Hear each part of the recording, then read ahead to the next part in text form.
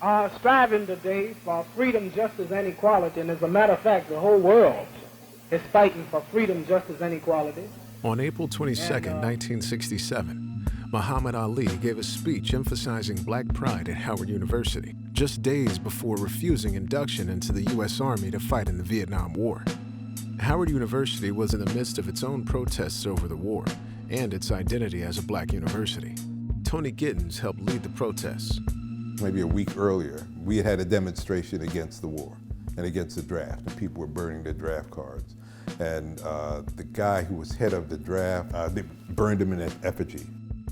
You know, we felt that black people should not be drafted, that we had given enough to this country, and we surely didn't want to go out there and get killed by, as Muhammad Ali famously said, you know, these people never called me using the N-word. They haven't done anything to me. Why am I going out there and being asked to kill them?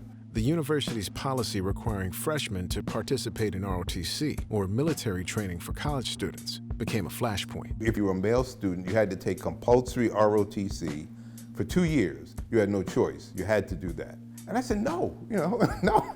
Going into the Army means fighting in the Vietnam War, and we're not going to do that. What did you say, brother? You will take my place in the Army for $1,000. No, brother, your life is worth more than $1,000. Yeah. Having him as someone who was on campus, thought enough about what we were doing to come to Howard, it did nothing but help the movement. He was our hero. He was the one who gave everything for his stand against the war. If he's going to do that, what an example to we students, we young people, black men and women, to take a similar kind of stand. If he could do it, I can do it. In June of 1967, as Ali was convicted in federal court for violating the Selective Service Act, Tony Gittins and 7 other students were expelled from Howard for their disruptive behavior. And I get this letter, and I said, wow.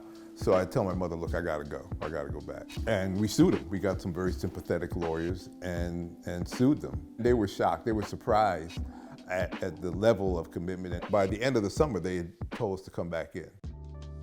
You decide what you're gonna give up to get what you want. You know, what are you willing to give up against how much they're willing to give up, how much they wanna take from you. If you lose this, are you willing to lose it? For more on Ali in Washington, visit weta.org/Ali.